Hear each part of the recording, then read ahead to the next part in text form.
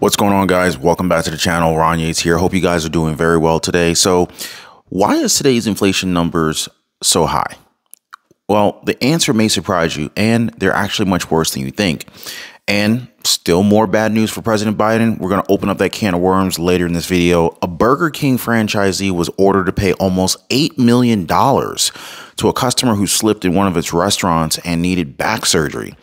This 73-year-old man has collected pennies for like 45 years and he's cashing out big time. How many of you guys are saving coins and pennies, quarters, dimes, nickels, and you just have like a big old stash?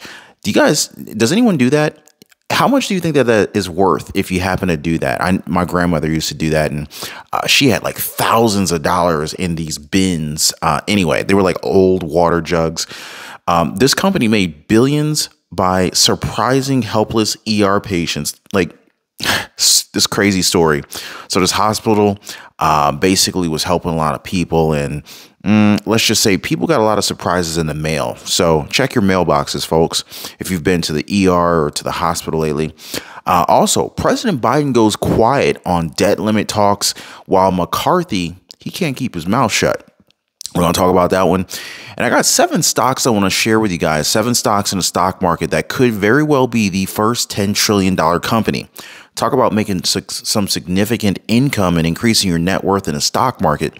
Outside of index funds, ETFs, and the like, mutual funds, individual stock purchases can have some outstanding returns, and you can multiply your money. I can't tell you how many millionaires were created. So we're going to talk about that one. Maybe you'll be one of them. Anyway, guys, if you guys are new to the channel, please consider subscribing to the channel and also drop a like for the video. I totally appreciate it. And I love bringing you guys the news and updates. So the question is why today's inflation numbers are much, much worse than you think, right?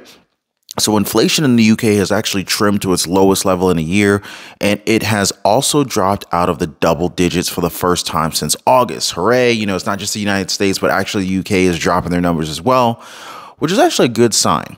And these are milestones that shouldn't be welcomed with much joy, they're saying, especially given the fact that outside of the last 18 months or so, inflation barely moved higher than 4% for about 30 years.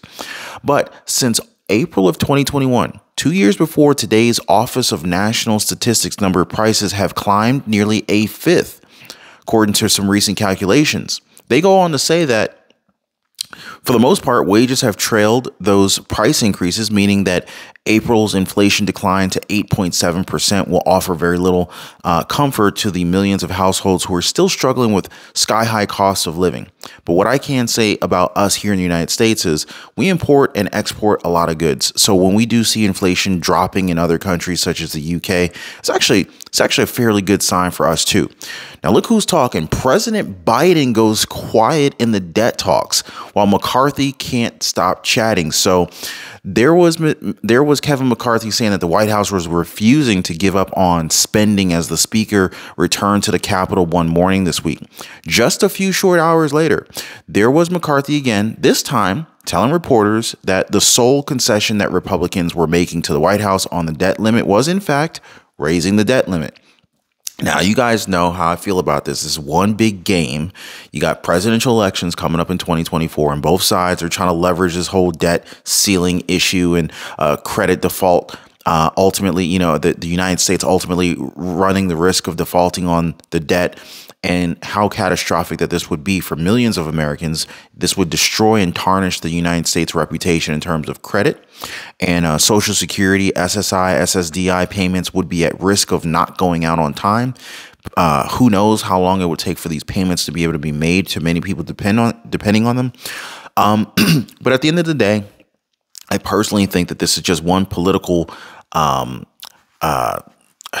leverage point for both sides to try to get what they want. And it's unfortunate. And I can't believe that we put these people in power. I don't know if I'm the only one who's pissed off about these people. Anyway, so as representatives from the White House and the GOP controlled House race toward a deal that would pave the way for lawmakers to lift the debt limit, one side has been eager to speak publicly about the closed door talks, basically the negotiations that are happening behind the doors that, you know, regular people like me and you are not privy to hear about, right? Trying to basically shape the public opinion. So It's not the side that normally wields the bully pit, is what they're saying. So President Joe Biden has made a deliberate decision to go quiet as his team gets down to the wire in the debt talks. Now, my question is, why is President Biden, of all people, being quiet? Is he incapable of negotiating? I know that his, mental integrity or his mental faculties have been in question. Are those limiting his ability to negotiate and be involved? Or is this a strategic play by President Biden? I don't want to put anything past him. Now, it is his deeply held view that speaking in public about negotiations does nothing to produce an outcome. This is what President Biden's saying. Now, the already voluminous Mr. Kevin McCarthy, by contrast, is especially chatty these days as he tries to aggressively set the terms of the public debate. His own negotiators also engage at length with journalists on the debt limit talk. So here's what the speaker told recently to a bunch of reporters right outside of the White House. He said, "We have to get to an agreement that's worthy of the American people." Obviously. So he's, and also Press Secretary Karine Jean-Pierre, she said that this is a manufactured crisis. And I would actually have to agree with her. This is manufactured because this is something that comes up every single year. We know that this debt limit has to be increased, and every year it's a massive leverage point that gets delayed, pushed out. Everyone gets all up in arms. They leverage the publicity that this draws, and it's just absolute bull, if you ask me. But here's Kevin McCarthy. I want you to hear directly from him. Just to open up, I'm sending our negotiation team down to the White House to try to finish up the negotiations with the White House. There's a number of places that we are still far apart. I mean, it didn't seem like it'd be this hard. Look, I think we can make progress today. I'm hoping that we can make progress. Mr. Speaker, what do you say to those who believe you can't get to yes because so many members of your conference won't accept anything less than the bill you've already passed? They're wrong. You underestimated me the whole time. The one thing you should learn from me, I will never give up for the American people. Those are the people I'm looking at. Can we get to yes? Yes. We passed the bill. The Democrats. You need a bipartisan bill now. Democrats. Thank you, because you just identified the problem. No Democrats. So every Democrat voted against raising the debt ceiling. Nothing has happened in the Senate. I'm not a senator. I don't control the Senate. Why didn't they pass something? The president, he didn't talk to us for 97 days. So don't blame me for reaching out to the Democrats, for begging the president to meet with me, or trying to find it. And don't blame us, Republicans, when we put a reasonable bill together that we actually took Democrats' ideas. But the White House says they're trying to meet you halfway. So, I mean, at this stage of the game, since you are at loggerheads, what is the off-ramp here? Look, the off-ramp here is to solve the problem, to spend less than we spent last year. That's not that difficult. They still want to spend more. You cannot do that. No household would do that. Well, let me tell the American public, I am not going to give up. We're not going to default. We're going to solve this problem. I will stay with it until we can get it done. But let's be honest about this. We have to spend less than we spent last year. It is not my fault that the Democrats cannot give up on their spending. Well, guys, you heard it directly from Kevin McCarthy. He makes some compelling arguments. He really does. But at the same time, he also says that they will not default. So that gives me confidence that the pattern, the history that we've seen in the past, where as we approach these debt ceiling limits, they always come to some kind of agreement at the end. They're not going to let the United States economy and the United States dollar ultimately just basically take a black eye for not being able to raise the debt limit and make good on their debts and debt servicing payments. So we're gonna have to wait and see on that one. But drop me some comments down below. What do you guys think about that? Like, is it really the Democrats holding things up? Because it sounds like McCarthy is doing what he can to try to reach out, but he said that President Biden hasn't even spoken to him in like 97 days. So I don't know. You guys make the call. Who's the holdup here? Now, Burger King franchise was ordered to pay almost $8 million to a customer who slipped on one of its restaurants and needed back surgery. Now, I wonder if the restaurant floor might have been slippery due to the fact that so many people have been laid off, and maybe that was something that was an oversight. Maybe there was a spill on the floor, perhaps, that didn't get cleaned up due to a labor shortage. Just a guess. I don't really know what happened there. But yeah, so basically, Richard Tulkey, now 48 years old, he slipped and fell on a wet foreign substance near the restroom of a restaurant in Hollywood, Florida in 2019. According to his lawyers, the fall caused him to suffer serious injuries. That is awful. Yeah, so basically a jury reached a verdict on May 11th in favor of Tulkey and awarded him damages of $7.81 million, including $3.35 million related to loss of earnings of around $700,000. Including earnings of $3.35 million related to loss of earnings and $700,000 for his medical expenses. The total figure awarded to Tulkey was reduced to $7.68 million based on medical expenses covered by Tulkey's insurance company. So, wow. Yeah. So, I don't know what this substance was that he slipped and fell on inside of Burger King, but it makes you wonder, was this tied at all to the fact that many employees have been laid off, and maybe this is one of the negative downsides to cost savings through laying people off? Certain jobs don't get done as well. I don't know. Just a guess. Yeah. So anyway, 73-year-old man has collected pennies for 45 years, and he's now cashing out. That's wild. So I don't know if you guys heard about this story. So Arthur Anders, he's 73 years old. He was a devoted family man, supported in all of his endeavors by his devoted wife and outstanding children. Essentially, he's been saving his coins, these pennies. He's got this huge jar of pennies and coins. And ultimately, after many, many years, he finally decided to cash in, worth over $250,000. Wild. How many of you guys have been saving coins and, maybe have them in a jar, you give them to are you planning to cash in one day, or maybe give them to your grandkids or your kids? So this company, they made billions of dollars by surprise billing helpless ER patients. Wild. Now, this is one thing that I always hated about the medical field, hospitals, urgent care. You never know how much you're going to get billed for anything. Everything's a big mystery, and I think it's a big scam, and I freaking hate it. And I can't be the only one who feels this way. In fact, there's a large portion of people who have filed for bankruptcy as a result of these medical bills. Now, some businesses deserve sympathy, when they land in bankruptcy. But then there is Envision. The Tennessee company prospered as a provider of medical staff to hospitals around the country. It concentrated on emergency physicians, anesthesiologists, and radiologists for a simple reason. Their patients typically had no ability to pick and choose among these doctors when they need care. See, they're preying on the vulnerable. This is literally like bullying in the medical field, and it's absolutely atrocious. This should piss you off.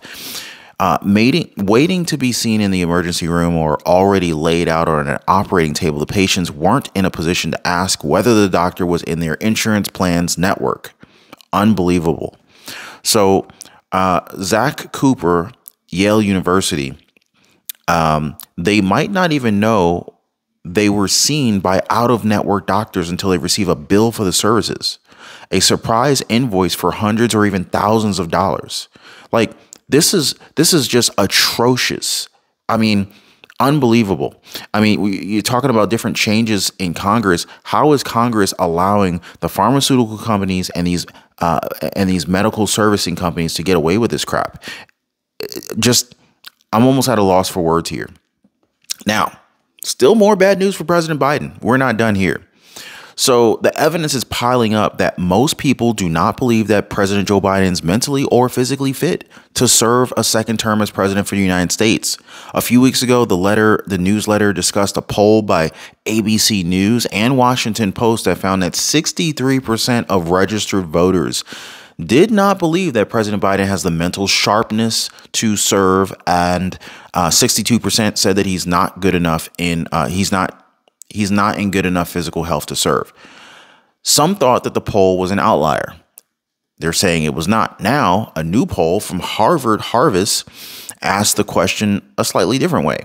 Quote, is Joe Biden mentally fit to serve as president of the United States, or do you have any doubts about his fitness for office? 57% of registered voters said that they have doubts about President Biden's mental fitness, while 43% say that he is fit to serve. So I got to ask you guys, what do you guys think? Hit me up in the comments down below. Let's see if we can get a little in-video poll going on. I'm going to ask you the question the same way that they did. Is Joe Biden mentally fit to serve as president? Just drop in the comments, yes, Biden is good to go. Just say that, right? And then if you have doubts about his mental or physical fitness for office, just say, no, Biden is not fit for office. Just comment down below. I'd love to hear from you guys. I want to see where you guys stand and what you really believe based on, your assessment of President Biden. I don't know how accurate these polls are, but I want to hear from my audience, and I read all my comments. So 7 stocks that could be the first 7 stocks that could be the first $10 trillion company. Now, let's begin by understanding that most of the future $10 trillion companies are those that already have the highest valuations. Even the youngest among these companies have existed for 20 years. So none of these companies are brand new. Interesting.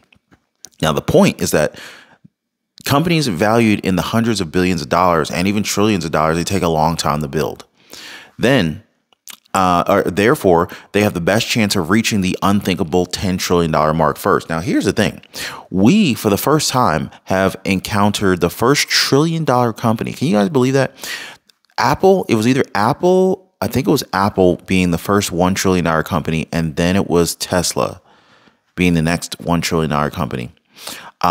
Anyway, and that just seemed like an impossible feat. And when it happened, it was just like, wow, like we really have a $1 trillion company. But what we've noticed about precedences, like new precedences, is that once the precedence has been made, it's no longer this unattainable feat. It's kind of like the 4-minute mile. I don't know how many of you guys are into the Olympics and fitness and things like that, but for many, many years, it was believed that if a runner actually could do a 4-minute mile, that the runner's heart would explode, and that it was a physical limitation to human beings to be able to do a 1-mile run in less than 4 minutes. One year, one runner, I can't tell you what the runner's name was, but basically this runner ran a less than 4-minute mile. And it was the most amazing feat. Well, the most miraculous thing actually happened after that, which was for, over 100 years, it was believed that people couldn't run a 4-minute mile. Well, after it had been done once and everyone else had seen it, well, guess what? Several more people started being recorded running sub 4-minute miles. So what I mean to say here is that sometimes you believe that, certain things are just so elusive and can't be done until you actually see it done. And then all of a sudden, more people start seeing it done and they believe that it can be done and more people can do it. So now that we have we have a couple of $1 trillion companies now, it's only a matter of time before we have our first $10 trillion company. So it would be wise to prepare and get ready and keep your eye out for the next company that could become that next $10 trillion company, because you would likely benefit quite well financially if you're invested in those companies. And so this is why I like to share this information with you guys, because who wouldn't want to have more money, leave money to their kids, leave money to their grandkids moving forward, and have an amazing retirement? To provide further context, no firm right now is currently valued at $5 trillion. Expectations are that the threshold will be reached in 2028. That's only 5 years out from now, guys. And it seems that it could take decades for a company to reach a valuation twice that level. In truth, it could be a company that bursts into the scene from relative obscurity. Some now unknown AI companies could certainly fit the mold, but who knows? Microsoft, ticker symbol MSFT, they're at $313 a share. You got Google, Alphabet, $121 a share. Apple, sitting at $171 a share. Meta, Nvidia, Amazon, Tesla, right? So Microsoft, the stock is the second highest valued equity globally, sitting at $2.35 trillion. Its actual worth $230 billion more at the height it was actually worth $230 billion more at the height of the pandemic tech bubble, before losing some ground as rate hikes, thanks to the Fed Chair Jerome Powell, started doing their work. Now, it's another one of the future $10 trillion companies. Now, one thing that is noteworthy about Amazon's market cap is just how rapidly it's grown as of late. Just before the onset of the pandemic, Bill Gates company, you guys understand. Just before the onset of the pandemic, the total value of the outstanding Microsoft stock was approximately $1.3 trillion. So basically, it gained another $1 trillion in value since then. I wonder if that was planned. Apple, Google. All right. So basically, the story of Alphabet's, I said Apple. I didn't mean to say Apple. Alphabet, Google. So the story of Alphabet's stock and its valuation follows a very similar arc to Microsoft's. The same overarching catalysts apply to Alphabet, and the benefits are similar too. Both companies have become much stronger as a result of the pandemic. And it's another one of the future $10 trillion companies. Now, the difference is basically scale. Now, Alphabet gained roughly $500 billion in value and is now valued nearly $1.6 trillion. The company suffered in many different ways over the last year, though. Mainly, Google has seen a massive slide as search revenues have declined on persistent economic fears. Companies are spending a lot less on advertising. That is concerning. Now let's talk about Apple, ticker symbol AAPL. So Apple is expected to be the first stock to reach the $5 trillion in value mark. Now, it briefly touched $3 trillion mark at the apex of the tech boom during the pandemic and was the first to reach that threshold. Now it's worth about $2.75 trillion. That's still a lot of freaking money, roughly doubling since the beginning of the pandemic. Again, same story. People stuck at home in front of the screens was a shot in the arm for Apple. Current expectations are that Apple will gain double in value by 2028 when it's anticipated to cross $5 trillion. Apple reached $1 trillion in 2018. 2018. That wasn't that long ago. So it hit $1 trillion for the first time in 2018, but it briefly touched $3 trillion at the height of the pandemic. So it had never been a $1 trillion company prior to 2018. And then once it hit that mark, and it was the first company to do that, once it hit $1 trillion mark, it added $2 more trillion to its net value within the next couple of years. This is wild. If this doesn't show you how much inflation and free money and quantitative easing has really flooded asset values in the stock market, I don't know what has. Nvidia. So Nvidia is the gaming and computer giant, and it seems to be unstoppable. Now, I'm actually using a laptop. This is a HP. It's an HP Spectre laptop with an Intel Core i7 on it, and it actually has an NVIDIA GeForce GTX video card in it.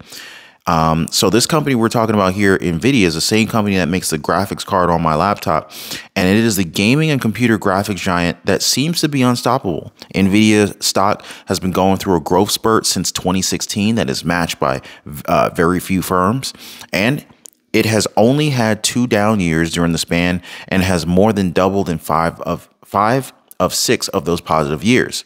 During the sole year that it didn't double, it appreciated by 77%. Now, NVIDIA has become one of the clearest companies benefiting from the emergence of AI. Now that AI has become available through OpenAI and Google, there's been an upsurge in interest.